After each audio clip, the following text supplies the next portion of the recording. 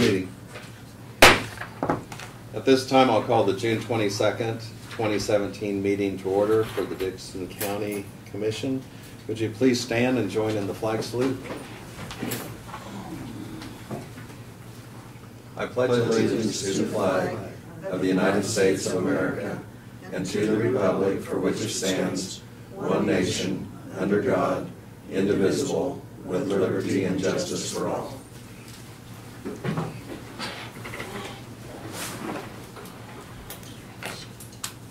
Okay, as far as do we have any additions to the agenda? Yes. One, I'm sorry. Sidetracked. Yeah, you didn't get our full agenda out to us here.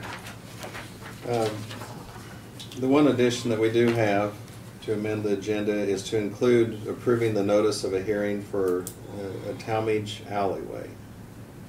And with that, I'd move that we approve the agenda as amended. Second. We have the motion and the second. Any further discussion? All those in favor say aye. Aye. Opposed? Motion carries. Our consent agenda includes the minutes of the June 15th work session and the regular meeting, fund expenditures of $653,578.71, a wire payment for utilities of $9,232.41. I move we approve the consent agenda. Second. So we have the motion and the second for approval of the consent agenda. Any other discussion or questions? I might mention on those fund expenditures, a large portion of that was the bridge that we refurbished at Solomon and also Jeep Road, so that was major expenses getting those two bridges repaired. Okay. Otherwise, all in favor say aye. Aye. Aye. Opposed? Motion carries. For Commissioner comments, we'll go ahead and start with you, Craig. Lance Tilton was in with the EDC board, the EDC board. They'll be meeting tonight, setting up the criteria for hiring a director. That's all I have, Lynn. Okay. Laverne? I attended the North Central Juvenile Detention Board meeting, and we had it up at Concordia yesterday, and so I got a chance to talk to other commissioners in other counties at that meeting. And since we're talking about the Justice Center, the commissioner from Lincoln County stated that and that's just a real small county with a really small jail, and he said he doesn't know why they're having so much crime right now, but he said they had 2 inmates that tried to commit suicide, but they did prevent. But he said on one of them it was really nick and tuck whether they saved him or not, and it just got me thinking, well, if that did happen in our jail, what the circumstance would be, the lawsuit that could occur and all that. And like I say, and that was just from a jail that probably only has 10 people in it. But it just makes you think about those things. And also the commissioner from the representative from Saline County,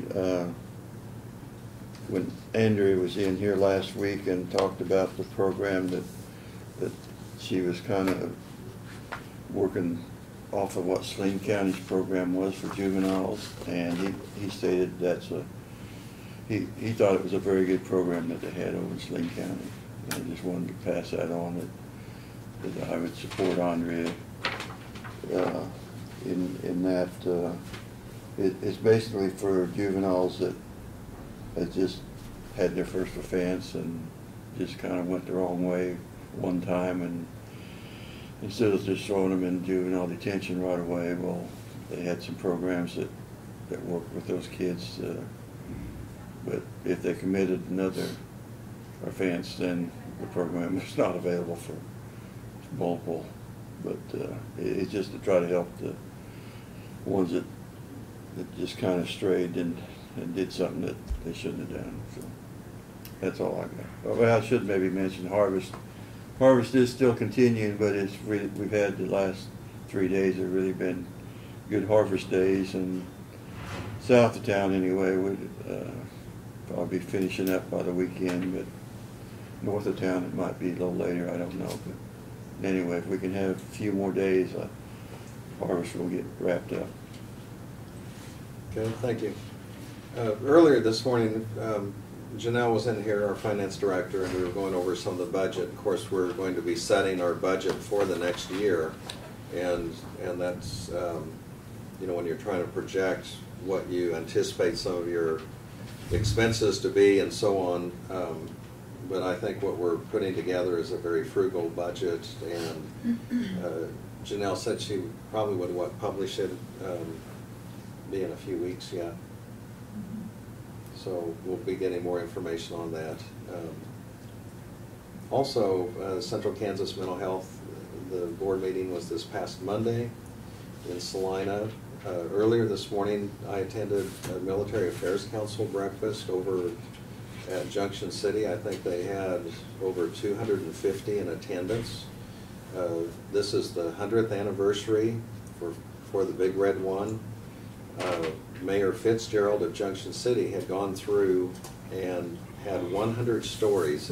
For the last 2 years, there's been a weekly story in the Junction City paper about the experience of individuals with the Big Red One and why they chose to stay in the Junction City area once they retired, and a few were active still. But they honored veterans, some from the Korean War, Vietnam, on up to and of course as they recognized the groups, they all got younger as they started getting to Desert Storm and Bosnia and Afghanistan. But it really gives you an appreciation for the ones called to duty there, that you know, they really put it all out there, and it's a great community partnership. And there were also representatives from other surrounding communities that were there also. So anyway, it was a great event to attend. That's all I have. Is there anything else that anyone else would have? Okay, there's no petitions or proclamations. If there's any comments that anyone would want to make on any item that is not on the agenda, this would be an opportunity to do this now. And if you do want to make and of course if you're here just to observe and listen, that's great too. But if you do wish to speak on any issue, you know, we'd limit it to 2 minutes, and you'd want to identify yourself and your address, and so that opportunity is available right now. Yes, sir. Yes. Have we got, Bob Arnberger, 605 Maple, have we gotten back the ballot yet, like it's going to be put out to vote on? I noticed there was an article in the paper, you mentioned you had to send it into the Secretary of State for... It's at the printers. It's at the printers? Mm-hmm. I have Okay. not received final ballots yet. Okay. Do you know how it's going to read? Not exactly. I mean, it's Could I long. rephrase the question? Yeah. It is, Sure. well, once you get it back from the printer before it's actually mailed out, is there opportunity for, whether it's in the newspaper or for individuals to come in and sample. look at a sample ballot? Yeah, we'll have sample ballots. Okay, do you have any idea when that'll be? No, we're trying to firm up how many we need to order Okay. and About 6,000, isn't that about what we got? what. We got about 6,000, don't we? No, it's closer to 13,000. Closer to 13,000? Mhm. That's a lot of voters. Yes, it Yeah. is. Okay. Good. That's all I got. Other than, you cut the 1.8 million off the building, and I was told that you didn't really cut anything. It was just a way of rephrasing some money. And I know that's not illegal, but I think it's a little bit shaky. So That's not what we've done. Larry, would you want to go Yeah, ahead? go ahead. Excuse me. Go ahead. If someone would want to address that issue or question, this would be a good time to do that. So, I can address that. Yeah, let Okay. Brad address it. What we did, and I explained this to you, Bob, a couple weeks ago, is we are going to bid the project with alternates, and the basement will be in portions of alternates. If the bids come in really good and we can afford to do the whole project, then we would do that. If they don't, then we can leave part of the basement finishing and things off. We also, from the bond, removed the first $1 million because we had that in hand, and we wouldn't need to finance what we have in hand, obviously. So that eliminated $1 million right off the top. The total project, as we would like to see it happen, still estimated to be 16.7. We just don't need to borrow that kind of money if we don't need to. So does that explain it? Okay, well, if we borrowed the 17.7 as originally intended, what were we gonna do with the 1.1 million that we got? And, Never and, intended to originally yeah, borrow and that. just because we're bonding for it, we wouldn't have had to borrow that much. Okay, so that's, Yeah, okay, that's yeah. not very explanatory. Well, no, I mean, Yeah. you always want to bond more than you're going to have to. If we didn't, if Have we the didn't come, authority. yeah, we want to have the authority. And if it come, and I'd be happy to come in at 15 million, Yeah. but we don't have to spend that other 0.85 now that we'd have to. And like Brad said, we're bidding it in chunks. You know, it'd be A, B, and C. And if it comes in, I hope it does, that we can go ahead and finish it just like we would have before. If not, we'll leave part of the basement unfinished. Okay. Any idea whether the city's gonna come in, if they've done any commitment or non-commitment? I'll report on that in just a minute. Okay, well- Fine, I'm done. Yep, okay, thank you. Thank you. Okay, if there's no other comments, we'll go ahead and, Brad, we have you up next, so if you'll go ahead and give us your report. Okay, it's construction season for roads, obviously. Our Old 40 overlay is underway. They started Monday morning doing that, started in Solomon. They're moving east. They are using a pilot vehicle to keep traffic moving. As of last night, they had made it over to just shy of Daisy Road. And so it's going well. It looks really good. I think, keeping in mind, this overlays our safety edge that we did several years ago, so it actually gets one solid road service, much like we did between Abilene and Chapman. So I think we'll be very pleased with it. And APEC seems to be doing a really good job. We've had a couple inquiries about the time frame of the pilot vehicle getting through and harvest and involving that, and we are very cognizant of that fact. And John went out this morning to meet with the contractor to make sure that our pilot cars do keep moving and that we do keep the traffic moving, so there shouldn't be more than a few minute delay. Kind of the same thing with the mastic sealant process. They finished up on Hawk Road and they moved over to Fair Road yesterday, and they're starting at Old 40 and moving forward. They're also using a pilot vehicle, but their construction zone's a lot shorter, so everything seems to be going well. I did attend the Abilene City Commission meeting Tuesday. I was asked to attend that and answer any questions in regards to the memorandum of understanding between the city and the county on the Justice Center. I only had one question that came from them in regards to that after they read it, and that was if we were charging the city lease space or our lease fee to occupy the space upstairs. And my response to them was no, we are not charging them a lease fee to lease the space. The only fee that they would have to pay is whatever their costs are incurred to lease purchase from the Public Building Commission, whatever their costs are that would be incurred for their construction and renovation of that portion that they're provided. So the comment at the end of the meeting was that they would put it on their agenda for the upcoming meeting for approval, and that was basically the end of the conversation. So what that memorandum of understanding says is that the city would participate in the project with the county. So Do they require a vote on that? they would have to vote on it at their city commission meeting, yes. I mean, the people. No. Okay. So I did, James Holland came over Monday or Tuesday and met with me. As you've seen in the paper now, the Garfield School has sold to a private investor. And several years ago, the city of Abilene put in place a neighborhood revitalization program which goes up to 7th Street. The city would like to amend that slightly to include the Garfield School property so that those investors now could have the benefit of some tax incentives to help them get that project underway. So I believe it is set for August 10th. He will have the information to us, and we'll have a public hearing for the county portion of those property taxes and that incentive. And he'll, of course, have to do that with the school district as well, and the city, and then it would simply just include the Garfield parcel into that NRP program. So we are, just to let you know, last week you got a letter from one of the contractors about KDOT's projects, and they're looking for projects for OSP system bridge projects. We had already, I think I mentioned it, but we'd already had that underway where John had been meeting with our vendor, which is Squaw Valley Engineering, and they have been putting together a plan to submit for a bridge replacement up on Moon Road. We have 5 fracture critical bridges in the county, in which that's one of them, and the off-system program right now is prioritizing fracture critical, which it has for several years.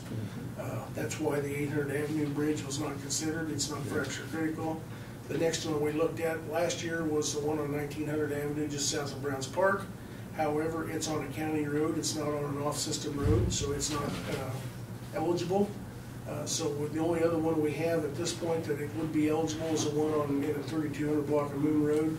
And so that's the one we're looking at applying for that funding on. So staff will be working on that, and we'll see how that goes. Hopefully we'll be able to be successful and get that funding from KDOT, or that federal funding through KDOT.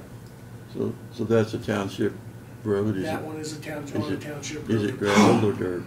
Pardon me? Gravel or dirt? It's a dirt road, yeah. It's a dirt road. Yeah, absolutely is. So, let's see, we are also at the same time looking at options on the Eden Road Bridge. We talked about this several times. The bridge deck there is continuing to deteriorate. Originally, it was our thought that it may not be able to be rehabbed. We did go out and get some samples from it here just recently, and if you look at the sample, the bad news is, I don't have any good news, the bad news is that where the chunks are coming up off the deck, you can see the layering on the top layer, and then the concrete of the deck itself, or the bridge itself below the deck layer, and it's breaking loose in that lower concrete. We would much rather see that it would break loose at the adhesion point between the two, and that's not where it's breaking. So what that tells the experts, the engineers, is the concrete portion of the deck is what's bad, which we suspected. So they're looking at options to see if it's bad enough that we're going to have to redo the whole thing, or if we can do a deck rehab similar to Solomon and Jeep and go a little bit deeper into that concrete that may be considerably cheaper. We don't know yet. In talking to John, he explained to me that bridge was designed and built on what's called a moving. You've got the metal beams that go across and the deck sits on top, and when loads go across that, the deck is made to move on that steel. That was the design and of the era when it was built. They no longer build them that way because that deteriorates the concrete. So now they build them all in one piece of structure. And so much like what we learned from sealing the decks now and putting the epoxy on is a better way to do things, they've learned over the years that things weren't necessarily the best way to do it. That's the Sand Spring Bridge over the... That's the Sand Springs Bridge, Over yes. the Smoky Hill, okay. So, if all the concrete has to come off, does the steel beams have to come off too? The steel beams are in good shape. They're in So they good think shape. the steel beams can stay. And the way John described to me, the theory at this point is you would take it down to the beams, weld, I forget what he called them, but essentially there are pieces onto the beams that would go into the concrete. The concrete would be poured back and it would all be one solid piece that would not move like it does now. I remember a number of years ago, and I may have told you this, we were out on that bridge and we had quite a debris pile that had piled up below it. And we had the Traco sitting on the bridge deck, and one of our operators was reaching down trying to get that rope loose and hitting it.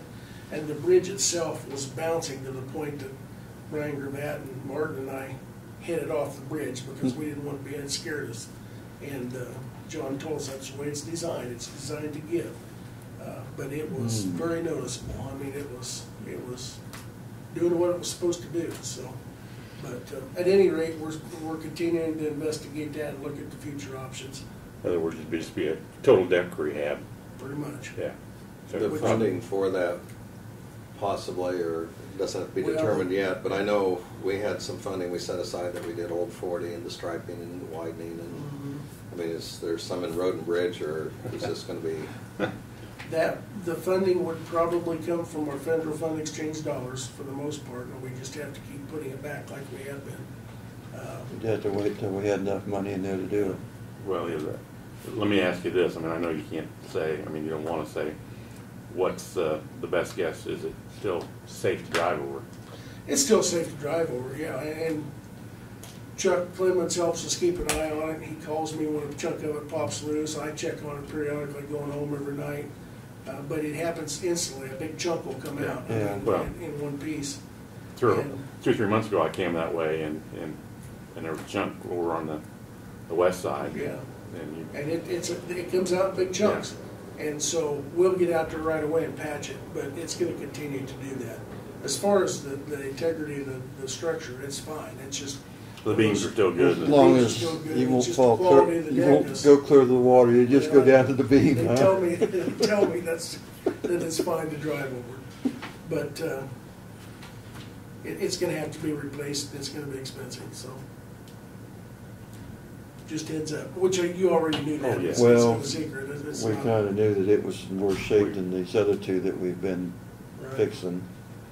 Well, that's the reason we didn't do it this time, because it Yeah. was beyond being able to do what we're doing on the other. It will probably end up costing the same as the other three bridges combined, or more. Oh, you did, right. I figured it cost more than that. It might, one more. I Yeah. put my disclaimer in okay. there, so we'll see what they can come up with. But John's working with Chad and Call Valley to come up with a solution here, so, which we have been, so. You received a petition this week from Seth Inger in Talmadge. Seth owns property in the southeast corner of town, and he has petitioned you to vacate an alleyway between his property and the adjacent owner's property. There has never been a formal alley there.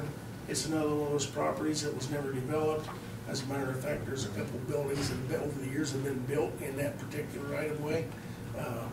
And he said he's talked to the other property owner and he would like to have it vacated so that it gives them a little bit more property and legal right to have his building there. And so that's the extra action item that you added today. When we get to that point, I can explain those details to you and go from there. The last thing I've got is we do have some roof damage from the storm a week or two ago down at Station 2 EMS in Harrington where some shingles were peeled off. We don't know exactly how bad it is now. Chancey went down with the drone and flew the top of it because it is such a big roof earlier this week, and we got some pictures. Staff had originally found a 3-tab shingle on the ground next to the building is what kind of led us to it. It looks like there's 2 or 3 shingles that are broken off. We don't know whether it has anything to do with the settling of the interior wall or not. We've contacted a structural engineer, going to have him go down and look at that and look at the roof, get up inside the roof and look at it and make sure that we're okay and come up with a solution. If it's as simple as just repair it and the shingles will be good. So we hope that that's all it is. So, and then the last thing I just had, Doug is out of town this week. I think he's out of state, so he wanted to let you know that he couldn't be here. So that's all I've got. okay, thank you. Under notices and communications, we received our updated county news, and it's from the National Association of Counties, and so we have that for review. The only other notice I received, well, I've had a few people come up and say they wanted to speak on behalf of, or see whatever they could do to help the judicial project. And Dr. Schwarting is retired now, where he said he would have time if there were any groups that you would want him to talk to, civic clubs, or from his perspective. And then I had another person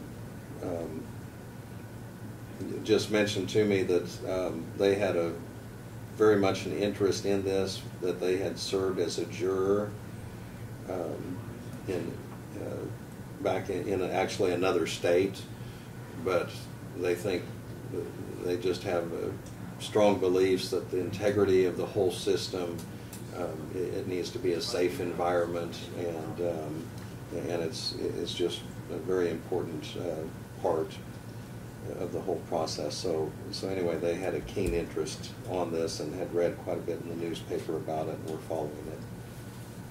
And so that, anyway, that's all I have. Yeah. Craig or Laverne, did you Well, have any other comments or I don't know if it's been communications? publicized much, but July the 15th, we was planning on an open house that can tour the jail, and is that from 10 till 2 o'clock? 10 till 2 o'clock is what we're planning on, so. So I guess I would encourage people that are concerned about the Justice Project, that they really need to come and observe what we have at the present time, and so that they have something they can base their opinion on.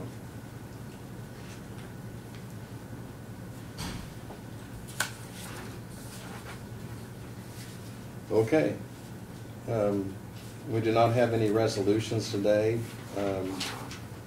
The one addition we did have was to consider approving a notice of hearing for the Talmadge Alley, and Brad kind of mentioned that a little bit. That would be for August 3rd. That was the date you suggested? or Yeah, I would would that work? suggest August 3rd. That would give us enough time to get it, not only get it published, but get the public notices out to the people we need to mail out notices to. Okay. So anyone that has a property, adjoining property would be notified then? Yes. And in that case, probably within a mile radius or so. It depends on the location of what we do. If it's in an ag area, a lot of times we'll do 2 or 3 miles, but in Talmadge, we'll just probably do everybody in town that would have a dog in that fight, so. And typically, some of those areas, it's not a maintained type alley, it's one that's Which this one is. probably not, so. almost appears to be abandoned, and we just need to clean it up legally. Correct. I move that we set the hearing on August the 3rd, public hearing for the Talmadge, the vacated alley. Second.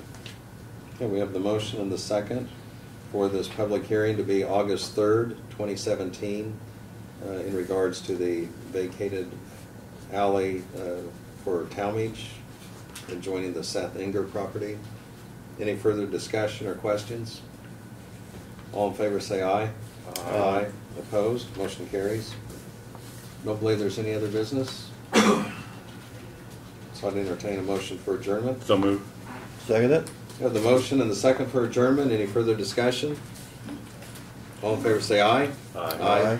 Opposed? Motion carries. We're adjourned.